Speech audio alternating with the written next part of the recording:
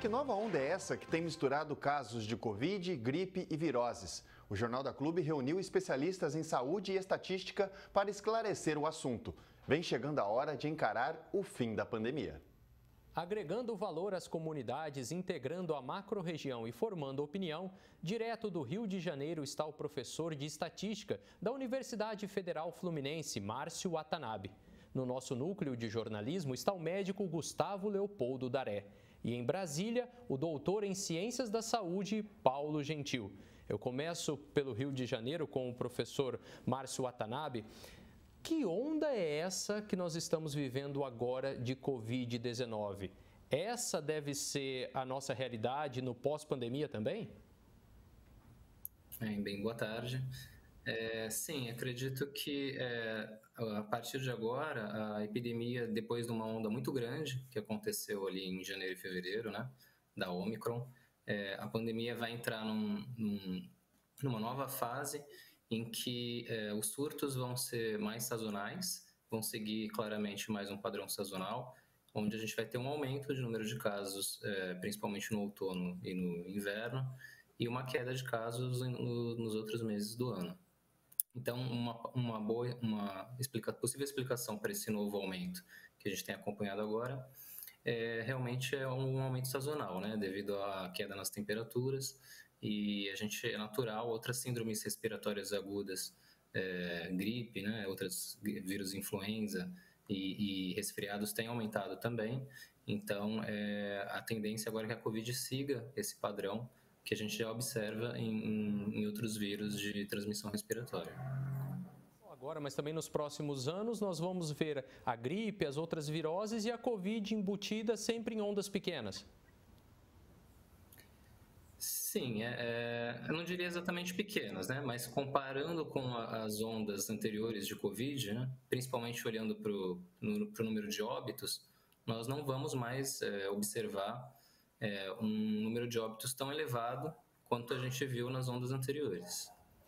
Perfeitamente. Vamos falar agora do ponto de vista da medicina com o Dr. Leopoldo. Doutor, hoje a Covid-19, olhando sobretudo para a onda atual que nós estamos passando, ela é mais grave do que a influenza, do que a dengue, do que as viroses? Oi, Felipe, essa pergunta é muito boa. Eu acho que a população, de forma geral, faz a mesma pergunta que você está fazendo agora para mim, porque a gente observa que tem uma diferença grande entre o que acontecia em 2020 e 2021 e agora em 2022. E aí o que é bem interessante a gente observar é que houve um salto evolutivo da variante. Quando a gente entra na variante Omicron, há um salto de mudança genética do vírus que faz com que ele se comporte muito diferente. Vamos comparar com uma construção de carros, né? O carro tem uma plataforma que sai da fábrica e aí cada período eles vão mudando um pouco o carro. Eles mudam o farol para mudar um pouquinho, agradar, depois eles mudam um pouco o volante para dizer que é uma nova versão e continuar vendendo. Essas pequenas mudanças evolutivas a variante do Covid vinha tendo, né? Com a beta, com a delta. Mas quando chega na Omicron, apesar da plataforma genética ser a mesma, houve tantas mudanças que é como se você olhasse para o carro por fora e ele parecesse que é um outro carro. Mudou o farol, mudou o volante, mudou o motor, mas continua na mesma plataforma. Então, quando a gente anda na onda da Omicron, ela foi intensa, ela foi alta, mas ela tem todas as características clínicas e praticamente como se fosse um novo vírus. Eu diria para você que eu acho que já até é possível a gente chamar o momento da Covid-21, não mais a Covid-19. Então, ele tem uma mudança do quadro clínico, ele tem uma mudança que o caso de reinfecções é muito mais alto, então a população que não consegue se defender da variante Ômicron e que teve a variante Delta, Beta, Gama, é uma porcentagem grande. É comum a gente saber, o cara teve em 2020 e agora teve de novo em 2022. Então isso mostra que o vírus teve um salto, ele tem uma diferença muito grande, né? A outra coisa que a gente vai observar, então o que é que o vírus acabou mudando, né? Ele tem uma capacidade de infecção muito maior, a transmissão dele mais intensa, o número de pessoas que pega é muito maior. Se a gente for ver os gráficos, isso dá para observar, porque antes a onda subia mais devagar, ele sobe rapidamente em janeiro e fevereiro. E o quadro clínico também mudou. Então, se a gente olha só como médico, olhar para quem tem Covid hoje é muito diferente do que atender um paciente com Covid em 2020 e 2021. O vírus mudou muito. E nessa mudança dele, graças a Deus e talvez pela sabedoria da dinâmica da natureza, esse vírus agora ele é mais amigável para o ser humano. Então, o padrão clínico dele, comparado com gripes da influenza, comparado com a dengue, já não é mais tanto, não nos causa tanto medo e tanto temor. Doutor Paulo, as pessoas estão adoecendo e não é só por Covid, né? Tá ficando fácil de ter alguma virose, de ter alguma gripe, enfim, e outras doenças mais que eu não vou nem saber enumerar. Isso tudo tem a ver com os hábitos, porque o pouco de hábito saudável que a gente tinha, a pandemia levou embora. Boa tarde, né? Sem dúvida, o Brasil é um dos países mais sedentários do mundo. E só para falar em inatividade física, dados do nosso país, eles mostram que uma pessoa que se mantém com hábitos sedentários, ela tem um risco 77% maior de ser obesa. Se você pensar numa pessoa de idade mais avançada, esse risco aumenta para 87%. Nós somos entre o quarto e o quinto país do mundo com maior quantidade de diabéticos.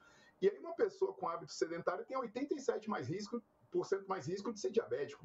75%, dependendo da idade, né? Varia. Para hipertensão, o risco aumenta 60%. Para alguns tipos de câncer, a inatividade física aumenta o risco em 50%. Para falar de câncer, né, a estimativa é que 95% das mortes seriam evitáveis. Então, assim, a gente adotou hábitos muito piores em termos de alimentação e de atividade física, e a estimativa era que cada mês de pandemia, só para você ter uma ideia de consequências de descontrolar as patologias que eu falei anteriormente, a quantidade de amputações por causa de diabetes, glicemia descontrolada, ela aumentaria aí na casa dos 10%, 10, 15%. Eu estou falando de uma amputação que acontece a cada 30 segundos. A cada 30 segundos no mundo, alguém perde um membro inferior devido ao descontrole glicêmico. Então, veja, a gente ficou pensando em controlar uma coisa, mas perdeu o foco de tantas outras coisas que estão entre as principais causas de mortes do mundo. Eu falei de diabetes, câncer, hipertensão. Diabetes, câncer, né, hipertensão, obesidade, estão entre as 10 principais causas de morte e incapacidade do mundo. Exatamente. O risco é muito maior do que apenas um vírus. Márcio, o doutor Leopoldo falava da gravidade da Covid, que agora já não é mais aquela que nós vimos em outros tempos. Isso se reflete nas estatísticas? De fato, nós não passamos por um momento de grandes atenções, de grandes alarmes?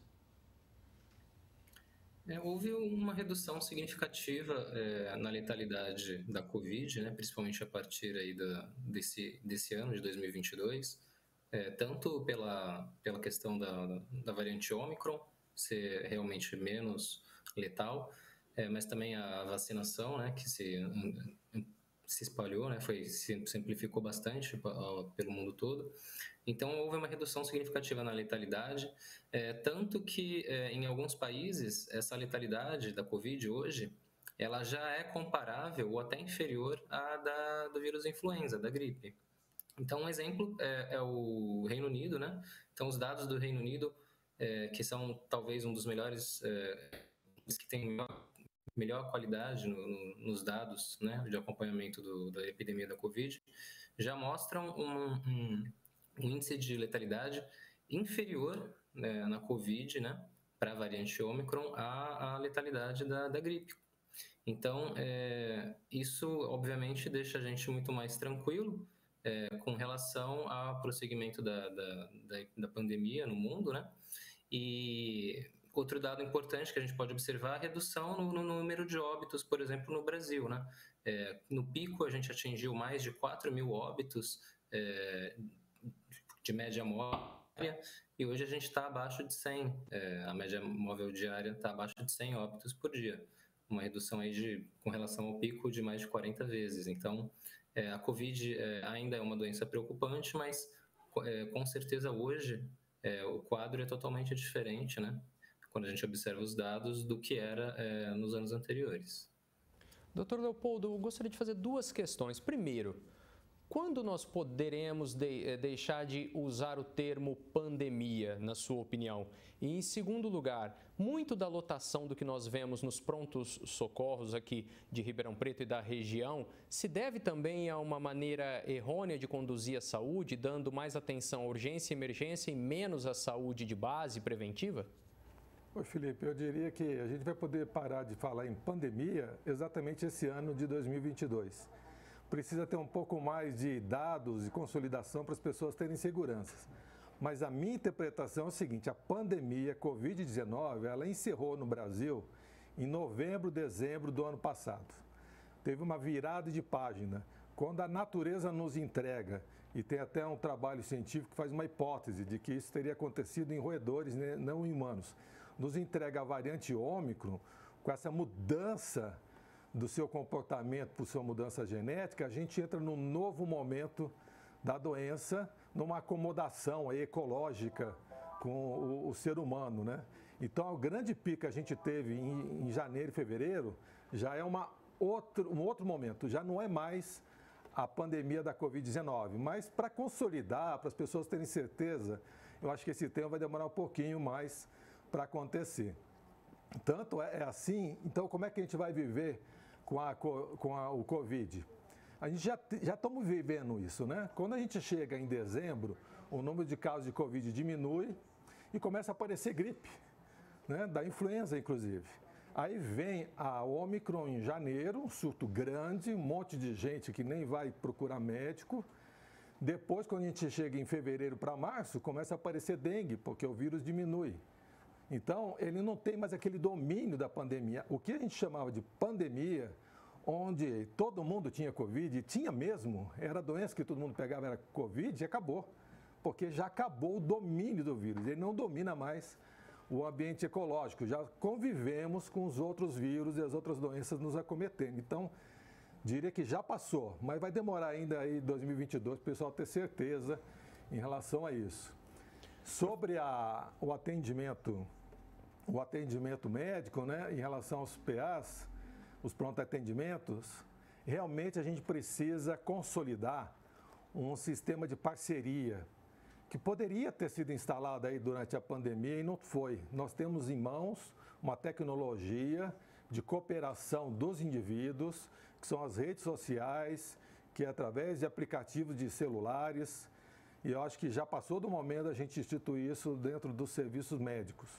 Os médicos, os assistentes, os enfermeiros podem trabalhar em cooperação com o governo, com a prefeitura, com o Estado, na transmissão e na troca de informações para poder atuar com mais rapidez com as novas informações e os novos conhecimentos. Esse preparo coletivo das pessoas trocando informações, aprendizado, ajuda a gente a ter um atendimento mais engajado e melhorar o atendimento ao paciente, identificar os problemas dele antes dele chegar na urgência num quadro bem mais grave, né? Eu acho que é hora de nós voltarmos a discutir realmente a melhora do atendimento preventivo e das doenças crônicas, que nesses 2 anos de pandemia foram colocados de lado. Professor Paulo Gentil, o duro dessas ondas que nós temos virais, não só de Covid, é que elas geram bastante casos de afastamento por doenças, afastamento das atividades, do trabalho. Depois dessa pandemia, nós vamos precisar repensar isso, tanto em termos de autoridade quanto de sociedade civil organizada? Olha, eu concordo plenamente, né? O colega falou 2 palavras aí que a gente tem que destacar, né? Ele falou de aprendizado, né? E ele falou de prevenção, e aí a gente entra em 2 campos que a gente acabou de publicar um estudo, o nosso público, né? O nosso grupo publicou um estudo. A minha área é mudança comportamental. Eu sou professor de educação física e tem coisas que a gente já sabia. O título do nosso artigo é Antes, Durante e Depois do Covid. O que a gente aprendeu até agora? E a gente já tinha muito conhecimento que nos permitia agir de maneira positiva ao invés de entrar em pânico. Por exemplo, a gente sabe que nos países mais frios, quando chega no outono e no inverno, muita gente adoece, muita gente morre, principalmente de infecções respiratórias, né? Você pega os países europeus, que a população é muito idosa, e a gente já sabia de análises desses países que quando entra um período de adoecimento, como os colegas estão falando, seja lá pelo que for, existem períodos de adoecimento característicos, a gente sabia que uma pessoa que tivesse uma alta capacidade física, ela tinha um risco de adoecer 46% menor. A gente sabia que uma pessoa que fizesse exercício físico na maior parte dos dias da semana, quando entrasse um período de adoecimento, ela teria 43% menos risco de adoecer. Então, a gente sabe, por exemplo, que um idoso, que na Europa os idosos morrem, tem um percentual de idoso que é previsto morrer quando entra no outono e no inverno, por causa do maior risco de adoecimento. A gente sabe que quando o idoso condicionado com bons hábitos, ele entra no outono e inverno, né, o risco dele adoecer é 8%. O idoso que entra descondicionado, o risco dele adoecer é 50%. Então, o primeiro ponto, a gente precisa cuidar da nossa saúde, porque virão outros momentos. Vai vir gripe, vai vir qualquer coisa. Então, se o seu organismo estiver preparado, você vai prevenir isso. A gente aprendeu isso. E aí a pessoa pode pensar, mas eu nunca fiz antes, agora que começou uma pandemia ou começou um surto de algum vírus, vale a pena? Vale. Porque esses mesmos estudos mostram que uma pessoa que está fragilizada, se ela entrar num momento de surto, né, de risco de adoecimento alto, ela tem 50% de chance de ser infectada. Agora, se ela começar a mudar os seus hábitos no momento do surto, esse risco de adoecer cai para 22%. Então, veja, essas pessoas que estão adoecendo nesse momento, essas pessoas que estão perdendo, né, dias de trabalho, estão perdendo dias de vida saudável, estão perdendo qualidade de vida, tudo isso a gente já sabia. A gente já tinha aprendido antes. Agora eu espero que com o reforço do aprendizado que a gente teve com o Covid, a gente não fique mais passivo ou não dê orientações erradas, porque o próprio estresse, induzindo pela desinformação e pelas medidas extremas, ele é associado com um risco aumentado de adoecimento e com piores perspectivas no caso de uma infecção. Participaram do Jornal da Clube deste sábado, do Rio de Janeiro, o professor de Estatística da Universidade Federal Fluminense, Márcio Watanabe. Do nosso núcleo de jornalismo, o médico Gustavo Leopoldo Daré. E de Brasília, o doutor em Ciências da Saúde, Paulo Gentil. A todos vocês, muito obrigado.